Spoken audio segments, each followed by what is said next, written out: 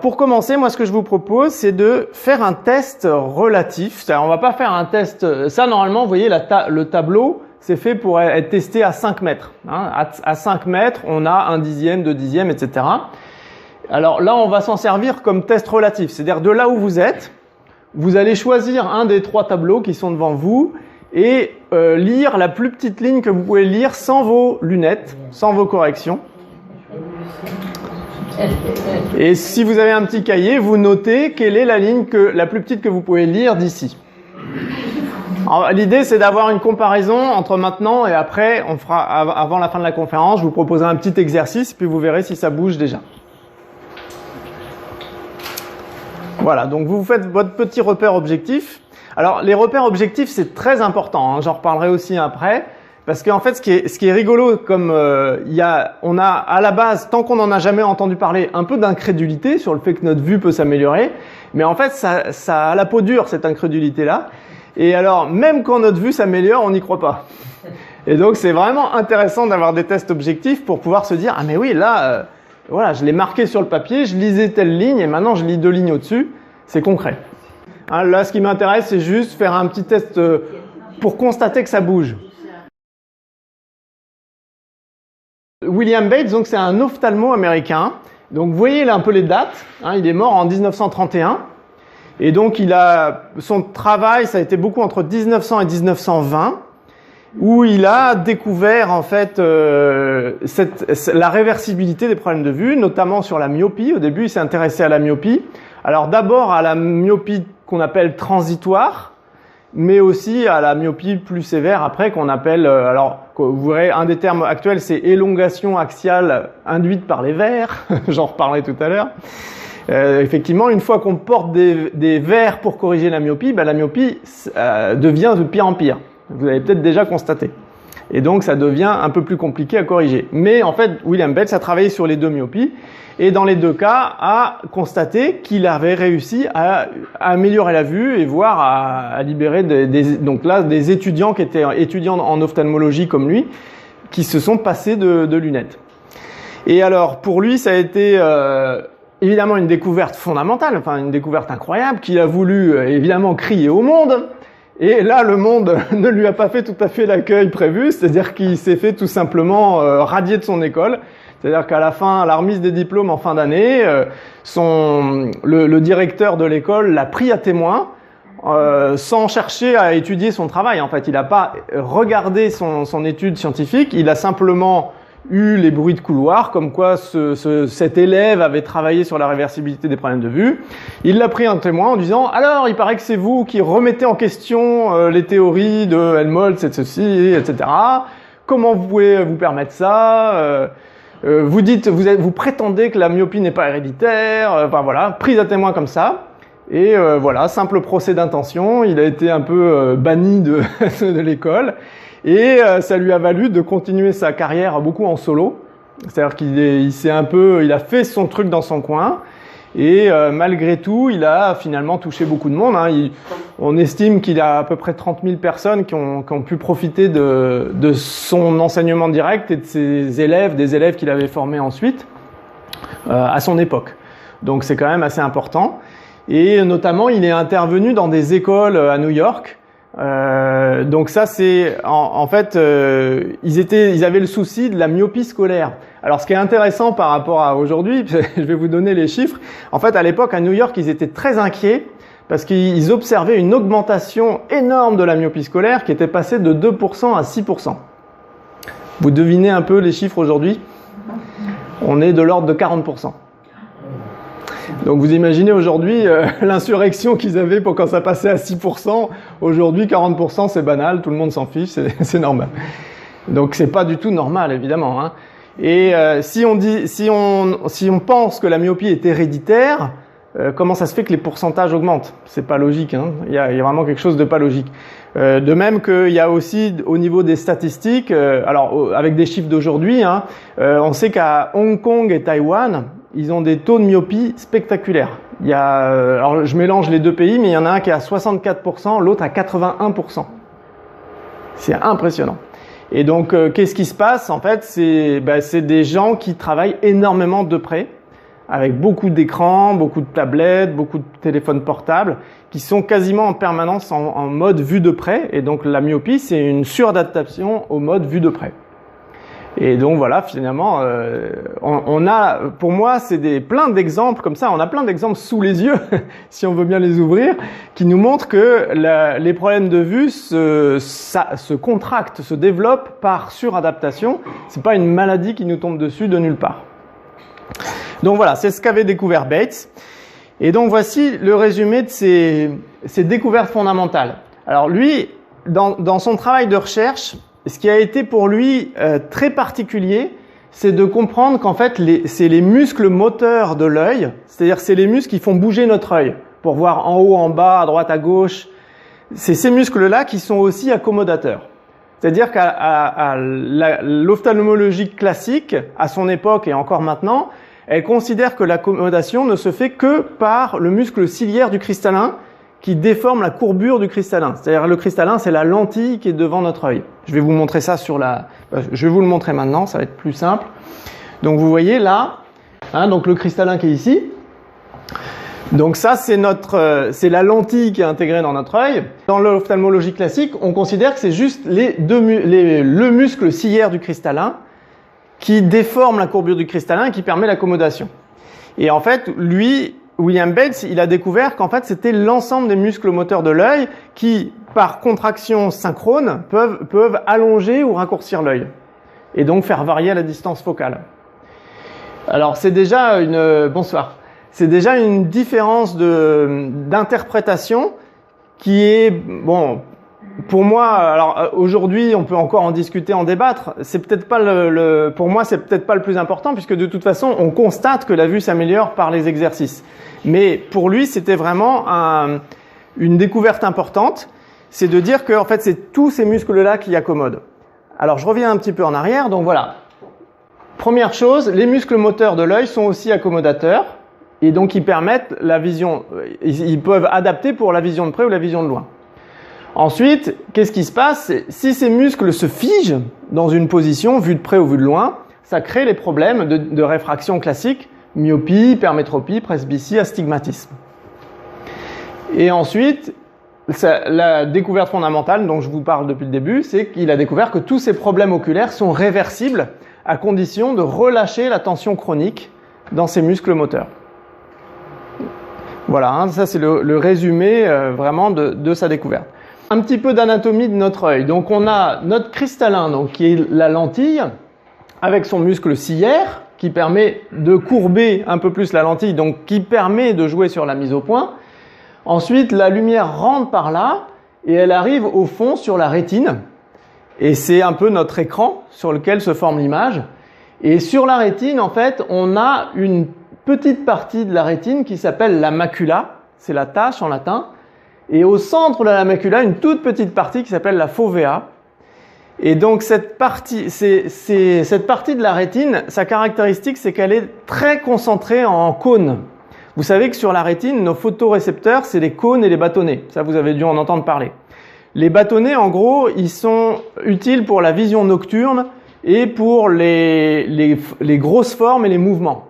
C'est la perception des formes, des grosses formes, des mouvements et la perception de nuit. Donc vous voyez, ça correspond beaucoup à la perception qu'ont les animaux proies.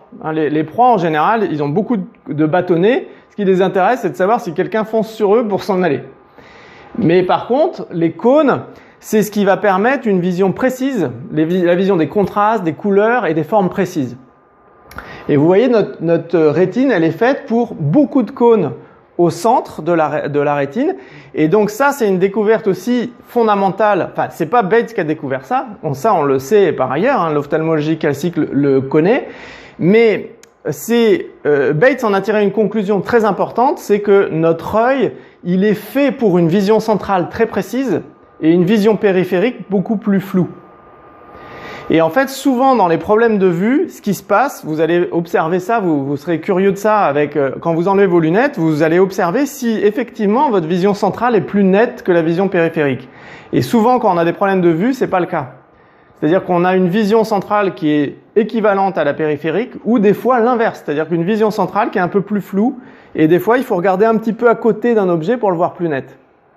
Et donc là, c'est que notre vision centrale n'est pas coordonnée. La mise au point ne se fait pas au bon endroit. Et donc ça, chez Bates, ça va être quelque chose de vraiment important. Et donc je vous disais, les muscles moteurs qui, donc dans l'ophtalmologie classique, ne sont considérés que comme moteurs, c'est-à-dire simplement pour diriger le regard. Donc pour Bates, ils sont aussi accommodateurs, c'est-à-dire que vous voyez, on a 4 muscles droits et 2 muscles obliques. Donc les 4 muscles droits, c'est ce qui fait les mouvements que vous pouvez imaginer. Regardez en haut, en bas, à droite, à gauche, d'accord, qui vont tirer l'œil d'un côté ou de l'autre. Et les 2 muscles obliques, en fait, ils ceinturent l'œil. Donc quand ils se contractent, ça aplatit l'œil qui prend la forme d'un ballon de rugby, d'accord, qui s'allonge d'avant en arrière. Et donc vous comprenez qu'avec ces coordinations de muscles, effectivement, si les 4 muscles droits se contractent en même temps, on va raccourcir l'œil. Alors que si les 2 muscles obliques se contractent en même temps, on va allonger l'œil. Donc effectivement, on fait varier la distance focale et donc on fait varier la mise au point qui va être adaptée pour une vue de près ou vue de loin. Donc ça va donner ça. Ça c'est l'œil en position normale, il est parfaitement sphérique. En fait, l'œil c'est une sphère avec un liquide sous pression. Donc naturellement, il est sphérique. Et ensuite, il y a les muscles qui sont autour. Donc si les 2 muscles obliques se contractent, l'œil s'allonge. Si les 4 muscles droits se contractent, l'œil se raccourcit. D'accord ? Et donc l'œil allongé, il va être adapté pour la vue de près. D'accord ? Donc, vous voyez, en position normale, si mon image se formait sur la rétine ici, quand mon œil s'allonge, l'image se forme trop en avant de la rétine. Et donc arrivé sur la rétine, ça va être flou. Et donc à l'inverse, si l'œil se raccourcit, l'image va se former en arrière de la rétine, donc arrivé sur la rétine, ça va être flou. D'accord ? Donc c'est ça les problèmes de raréfaction classiques, c'est ça. C'est-à-dire que l'œil long, c'est la myopie, et l'œil court, c'est l'hypermétropie. Et donc dans l'ophtalmologie classique, ce qu'on nous dit, c'est comme ça. Il y a des gens qui ont un œil mal formé. Il est long, il est court, on ne sait pas pourquoi, on ne l'explique pas, on considère ça un peu comme une maladie ou une malformation. Et donc la seule alternative qu'on vous propose, c'est un verre qu'on va mettre avant l'œil pour déformer l'angle d'arrivée des rayons de lumière pour qu'ils viennent se mettre sur la rétine là où elle est. On ne s'occupe pas de la déplacer, on ne s'occupe pas de l'œil, on s'occupe juste de l'arrivée de la lumière. Donc qu'est-ce qu'on va faire sur un œil long ? On va reculer la formation de l'image au fond de l'œil. Et sur un œil court, qu'est-ce qu'on va faire ? On va avancer la formation de l'image. C'est ça que font vos lunettes. D'accord ? Tout simplement. Et donc, vous voyez qu'après, qu'est-ce qu'on propose d'autre maintenant avec nos technologies modernes ? L'œil est trop long, on peut le raboter. Donc, la chirurgie pour la myopie, vous saurez que c'est juste ça, on rabote.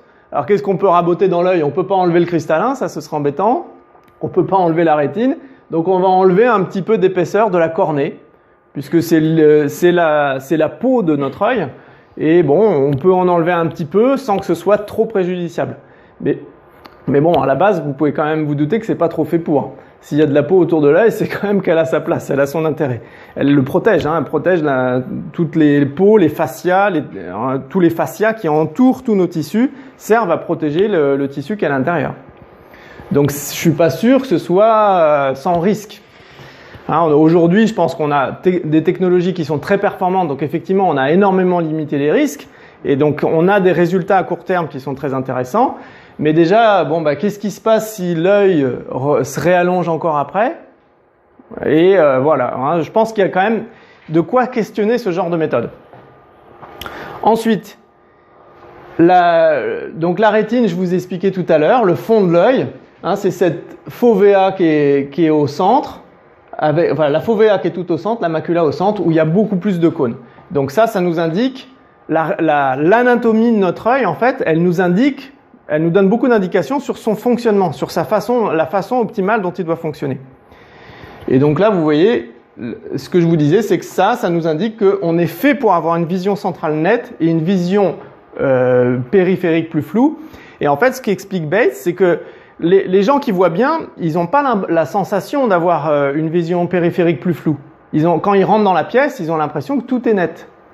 Mais en fait, Bates, un de son trait de génie, ça a été d'observer aussi ce qui se passe pour les gens qui voient bien. C'est-à-dire qu'il n'a pas fait qu'étudier la maladie ou les problèmes, il a étudié ce qui fonctionne bien. Et il a observé les caractéristiques d'une vue qui fonctionne bien. Et en fait, il s'est rendu compte que les gens qui ont une bonne vue ont une mobilité de l'œil permanente. L'œil bouge tout le temps.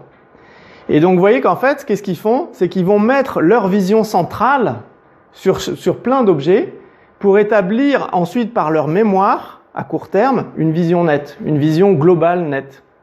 Mais en fait, ils ne voient pas net tout d'un coup. C'est pas possible, l'œil n'est pas fait pour. D'accord? Et donc, en fait, souvent, quand on a des problèmes de vue, inconsciemment, on essaye de tout voir d'un coup net. Et donc, on va créer une fixation. On écarquille un peu les yeux, on crispe et on essaye de tout voir net. Et vous voyez que ça peut être lié aussi aux émotions, ça ressemble un peu à de l'anxiété. L'anxiété, une recherche de contrôle, on veut contrôler notre environnement, donc on veut avoir tout net d'un coup. Et en fait, ça, c'est pas physiologique, c'est pas possible. Donc, dans la démarche d'améliorer notre vue, il y a un moment donné, accepter qu'on ne voit pas tout net, c'est pas possible. On ne peut voir que l'objet qu'on vise net. Alors voilà, maintenant, le moment de vous récapituler toutes les découvertes fondamentales de Bates. Donc, moi, je vous ai mis ça dans ce tableau en 3 colonnes. Donc, première colonne, c'est le principe fondamental qu'il a découvert, donc caractéristique d'une vue normale. Deuxième colonne, c'est les problèmes qui peuvent survenir et qui peuvent engendrer des problèmes de vue, des problèmes de réfraction. Et la troisième colonne, c'est les traitements qu'il a conçus, qu'il a imaginés pour rétablir la vue normale. Donc vous voyez que le plus important, la première chose, c'est cette mobilité permanente, rapide et légère. Donc là, il s'est rendu compte que tous les gens qui ont une bonne vue, ils ont un œil qui bouge énormément. Les gens qui voient bien ne restent pas figés sur un objet. Et par exemple, quand il les fait lire le tableau de vision, il s'est rendu compte que pour une lettre, quelqu'un qui a une vue normale, il a en moyenne 6 mouvements.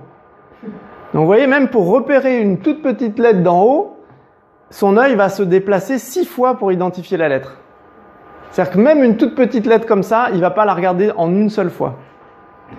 Donc vous voyez que la zone de netteté, en fait, de très très net, elle est très petite.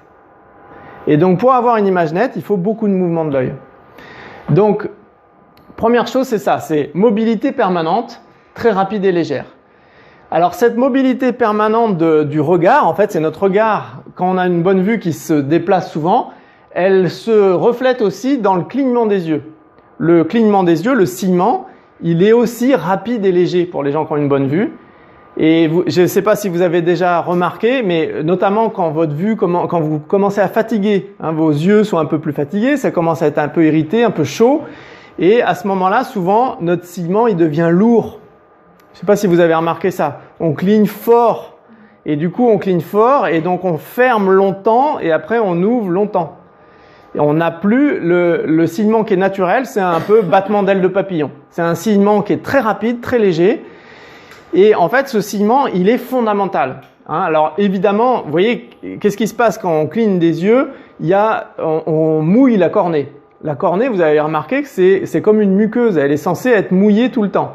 Dès que notre œil commence à sécher, on n'est pas confortable du tout. On commence à être irrité, ça va nous inflammer la conjonctive, ça va pas être agréable du tout.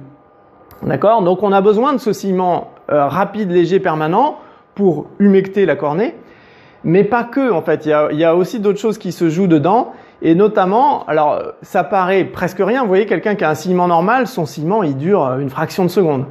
Mais en fait, cette fraction de seconde, c'est une petite pause de lumière. C'est un moment de noir. Et en fait, vous voyez que c'est fondamental parce que toute la perception, nos cônes et nos bâtonnets, c'est des capteurs sensoriels. Exactement comme les capteurs du toucher. Et en fait, vous voyez que quand vous touchez quelque chose, si vous touchez la cuisse, par exemple, quand vous arrivez sur votre cuisse, vous la sentez très bien. Mais si vous laissez votre main 10 minutes sur votre cuisse, au bout d'un moment, vous ne sentez plus de contact. Parce que le toucher, il est lié au contraste. C'est le contraste entre il n'y a rien et il y a quelque chose qui fait qu'on sent. Et en fait, nos cônes et nos bâtonnets, c'est exactement pareil. Ils vont être sensibles au contraste de lumière. C'est absence et présence de lumière qui vont faire qu'ils réagissent. Et donc forcément, si on n'a plus de sillement et que notre œil est écarquillé en permanence, il y a tout le temps de la lumière, nos cônes et nos bâtonnets, ils vont saturer. Et donc, ils vont plus nous donner la perception nécessaire. Donc le sillement, il est il va servir à humecter l'œil, il va servir à créer cette petite pause de noir et il va servir aussi à réguler la température. Surtout notamment à éviter le froid en hiver, on a besoin de beaucoup cligner pour réchauffer nos yeux. Ok? Donc voilà, le fonctionnement normal c'est ça, mobilité permanente, ciment léger, rapide. Et donc ça, vous pourrez faire attention chez vous, si vous vous en rappelez, de tiens, est-ce que je cligne des yeux ou pas, ou est-ce que je reste figé, les yeux écarquillés, grands ouverts. Et souvent, vous allez remarquer aussi peut-être que quand vous cherchez à voir quelque chose que vous n'êtes pas sûr de bien voir, c'est là que vous allez le plus écarquiller et le moins cligner des yeux, alors que justement, c'est ça qui va faire diminuer votre vue. C'est quand vous avez besoin de voir quelque chose qu'il faut particulièrement détendre et cligner des yeux. D'accord? Donc vous voyez comment on a inconsciemment des réflexes qui sont contre-productifs. Comme le stress de se crisper de partout quand on doit faire un effort, alors qu'en fait il vaut mieux être détendu et ne faire un effort que là où on a besoin. Il a remarqué qu'effectivement dans tous les problèmes de vue, il y a ce problème de sureffort et de fixité. C'est-à-dire qu'il y a toujours quelque chose qui va entraver cette mobilité permanente, donc un excès de fixité. Et lui, il appelle ça un sureffort. Moi, je trouve que cette notion, elle est très parlante. On peut appeler ça une crispation. C'est-à-dire que en fait, qu'est-ce qui se passe certainement à un moment donné? Je pense que souvent, c'est une cause émotionnelle qui fait qu'à un moment donné, on n'arrive pas à faire totalement bien la mise au point. Et à ce moment-là, sur ce petit trouble de vision, on va faire inconsciemment, c'est qu'on va commencer à forcer pour voir. Et dès qu'on commence à forcer pour voir, on crée des crispations, on crée un espèce de bras de fer dans notre œil. Vous voyez, avec ce que je vous ai expliqué, nos muscles. Vous voyez qu'on a des muscles qui reculent l'œil, des muscles qui l'avancent. Et bien, vous voyez que pour que mon œil avance, il y a un moyen simple, c'est de relâcher les muscles qui tirent en arrière.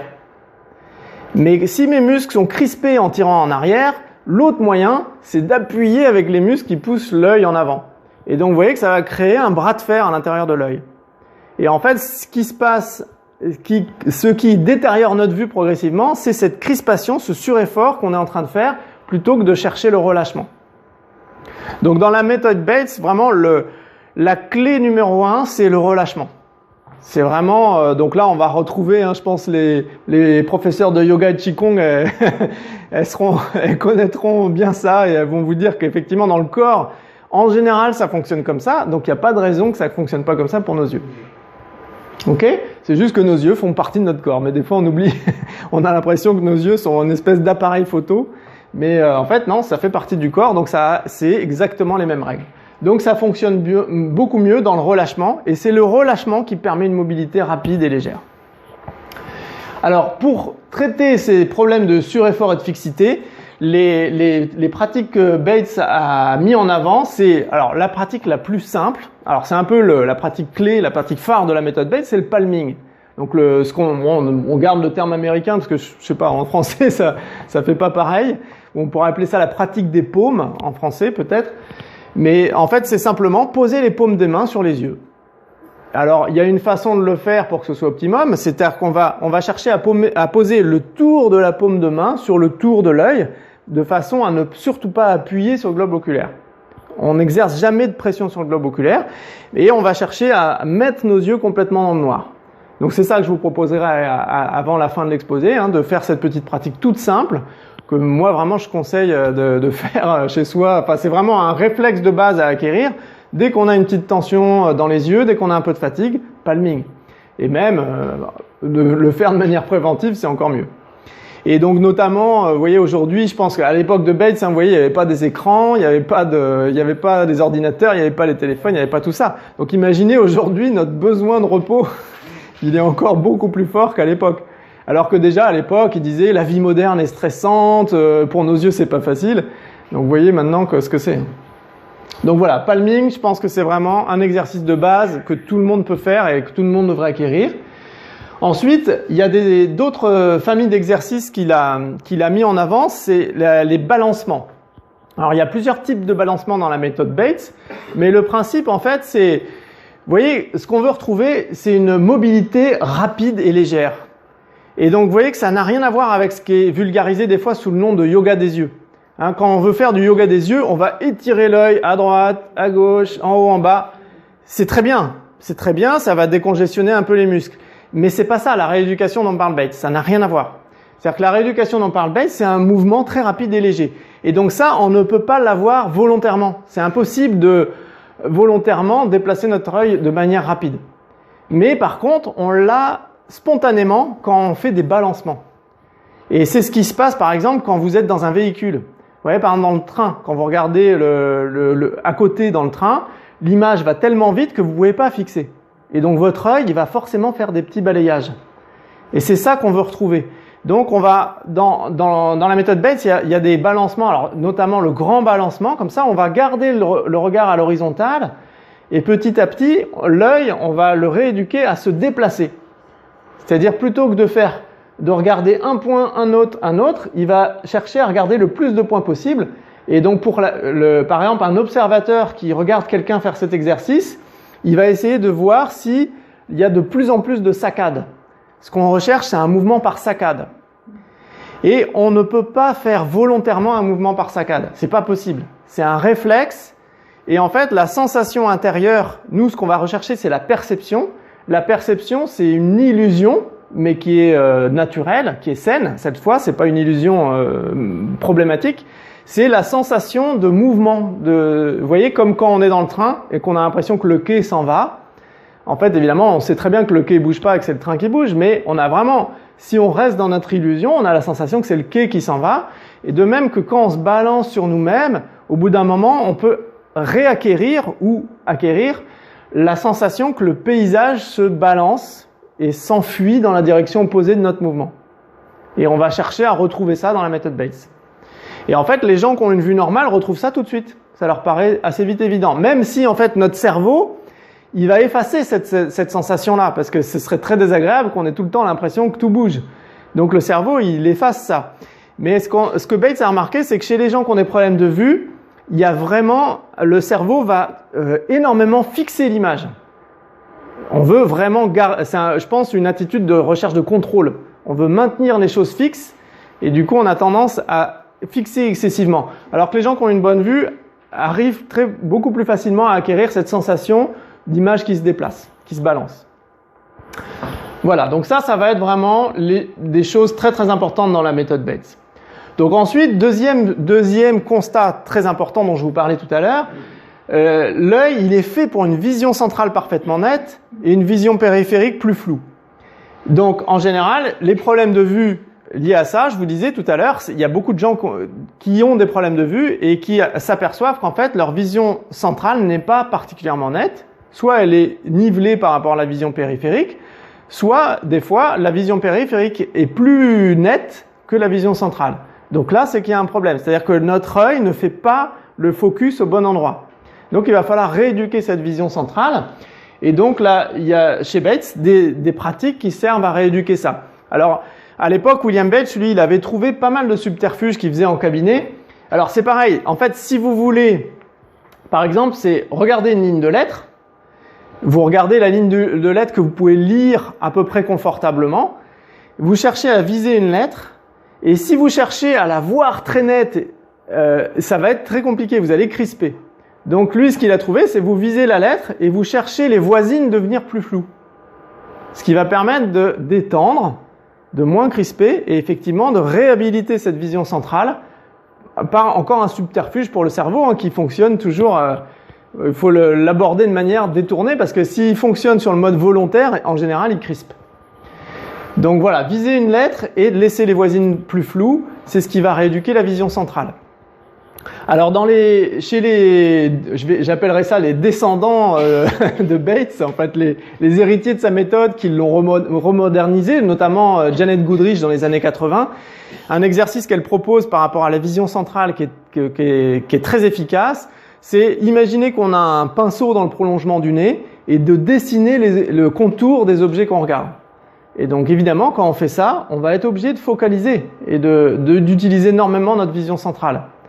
Et de même, Meir Schneider, là, qui est aussi, peut-être vous en avez entendu parler, donc lui c'est quand même, il a fait un travail remarquable sur lui-même puisque lui il était quasiment aveugle et il a récupéré une vue complètement normale, c'est-à-dire qu'il a obtenu son permis de conduire sans correction aux États-Unis et donc il a réussi à récupérer complètement sa vision. Et une des pratiques qu'il conseille, c'est le fait simplement de prendre le temps d'observer les détails, sans forcer. Évidemment, toujours pareil, hein, c'est surtout pas en crispant. Observer les détails. Donc ça, voilà, moi c'est dans le stage, c'est vraiment quelque chose sur lequel j'insiste beaucoup. Passer du temps sans overcorrecteur, sans lunettes et observer les détails. Simplement, sans forcer, sans effort. Ça, en fait, c'est déjà un exercice. Et donc, vous voyez, c'est ça. L'idée de la méthode Bates, c'est pas des exercices qu'on va faire comme de la musculation, je vous disais. C'est vraiment on va petit à petit transformer nos habitudes. Et s'apercevoir qu'on a acquis des mauvais réflexes qui ont détérioré notre vue, et on va chercher à réacquérir des bons réflexes qui vont remettre notre vue dans le bon sens.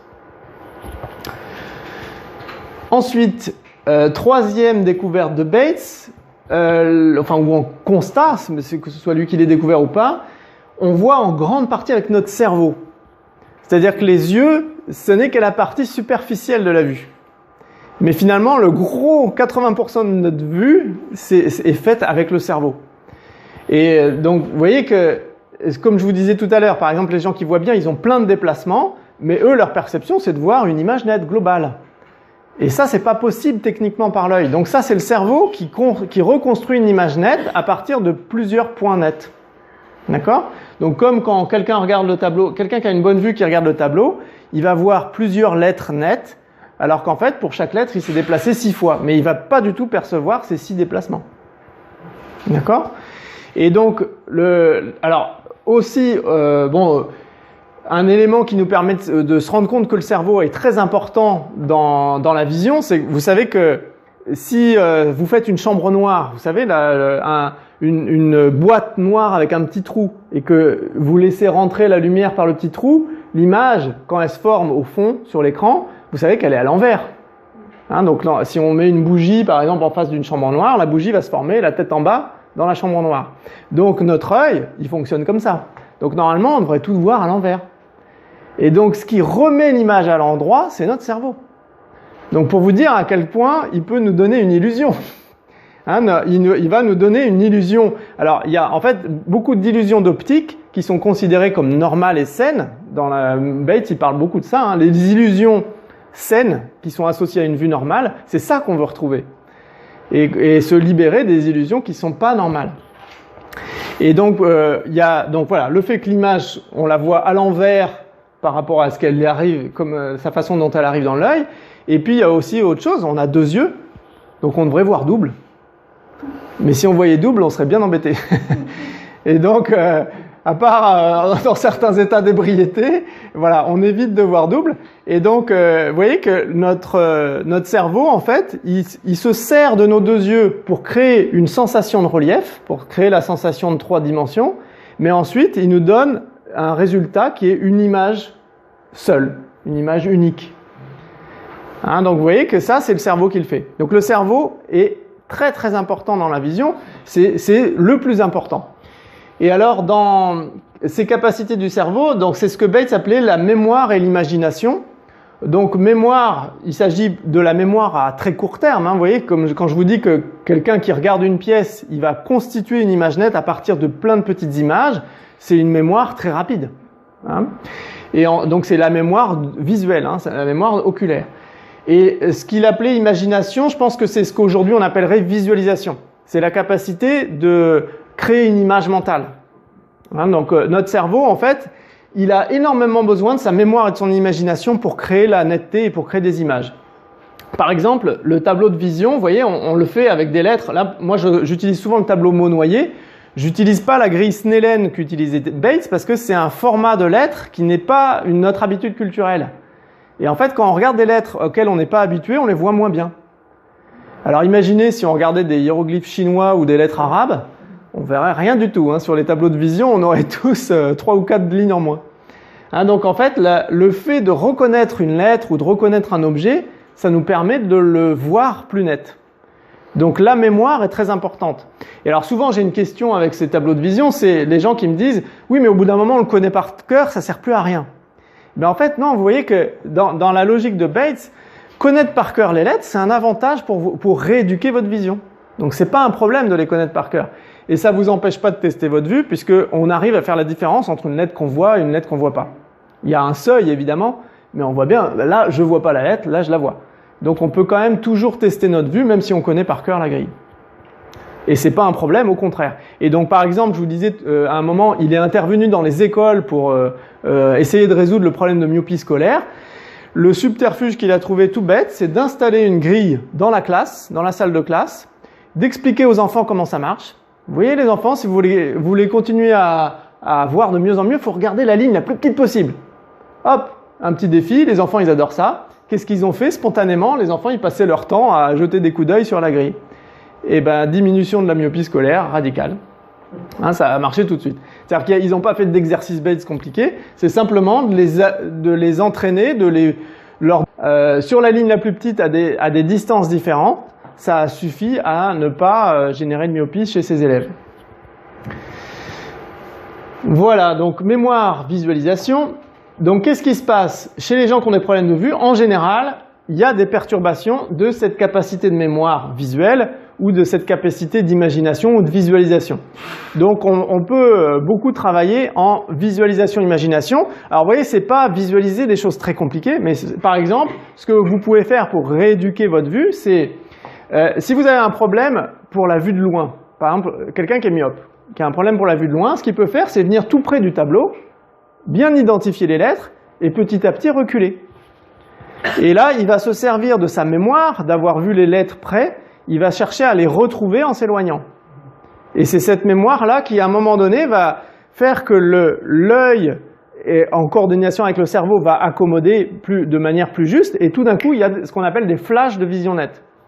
Et ces flashs de vision nette, c'est le moment où l'œil change d'habitude et refait le focus de manière juste. Et donc, on se sert de la mémoire pour faire ces flashs, pour que ces flashs arrivent plus souvent. Et ensuite, quatrième caractéristique essentielle de notre œil, qu'il ne faut surtout pas oublier, c'est que l'œil, il est fait pour la lumière. Hein, c'est la caractéristique essentielle de notre œil, c'est qu'il est fait pour la lumière. Les cônes et les bâtonnets, c'est des cellules photosensibles qui sont faites pour la lumière. Et donc, la lumière est très importante pour notre œil. Et pour Bates, en fait, lui, il a constaté que l'œil se nourrit de lumière. C'est-à-dire que si on vit trop dans le noir ou avec des éclairages artificiels, ce qui est de plus en plus le cas chez nous, notre œil se détériore. Là c'est la rétine, les cônes et les bâtonnets qui se détériorent, voire le cristallin. Il se peut que, par exemple, les cataractes, qui quand même sont assez fréquentes, soient liées à ce problème de lumière, et de lumière insuffisante ou pas assez d'exposition à la lumière du soleil.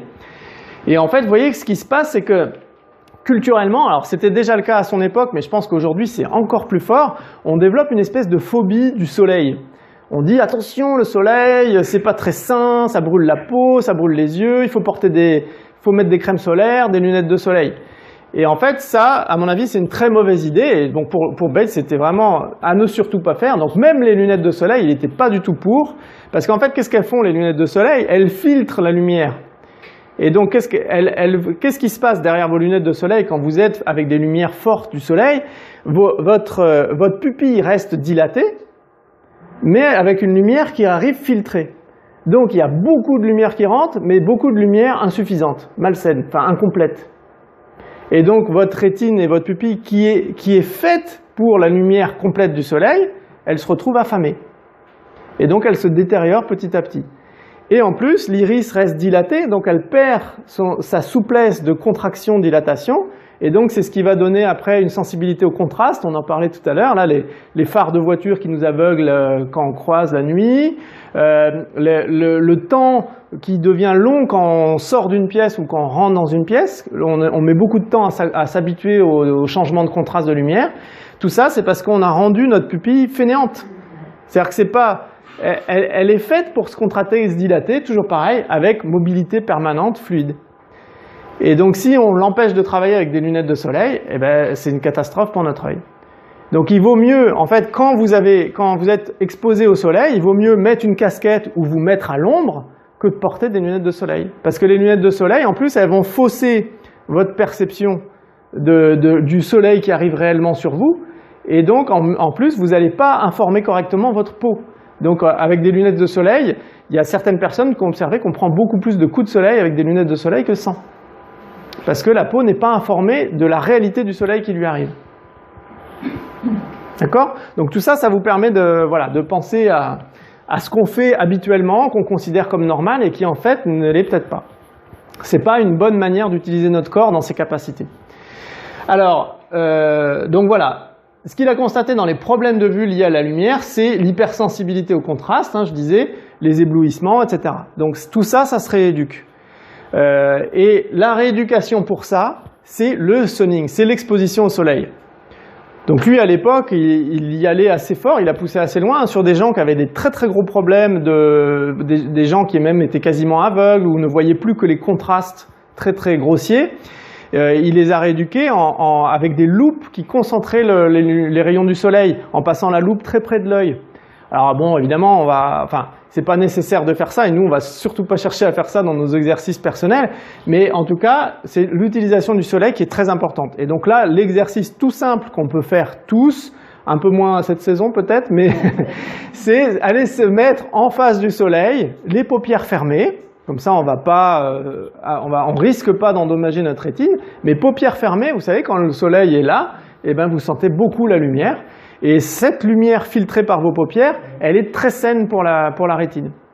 Et vous allez observer que si vous le faites suffisamment longtemps, vous passez quelques minutes comme ça, alors restez pas fixe, toujours pareil, mobilité, donc on déplace la tête de droite à gauche, en haut en bas, vous allez constater qu'en fait, quand vous réouvrez les yeux, vous avez une meilleure perception des contrastes. Parce que votre rétine et vos cônes, vos bâtonnets sont stimulés. Et donc on acquiert une meilleure sensibilité au contraste. Et en plus, ça va rééduquer la pupille. En plus, qu'est-ce que ça va faire? Ça peut réguler les problèmes de sécheresse oculaire. Donc les gens qui ont des problèmes de sécheresse oculaire, la meilleure chose à faire, sunning, et ensuite palming pour redétendre. Donc vous voyez déjà en jouant avec sunning et palming, la paume posée sur les mains, exposition au soleil, paupières fermées, on a des outils de rééducation tout simples, de rééducation de notre capacité d'absorber la lumière avec nos yeux, qui sont faits pour en fait. Voilà. Donc voilà, je vous ai fait le résumé des découvertes de Bates.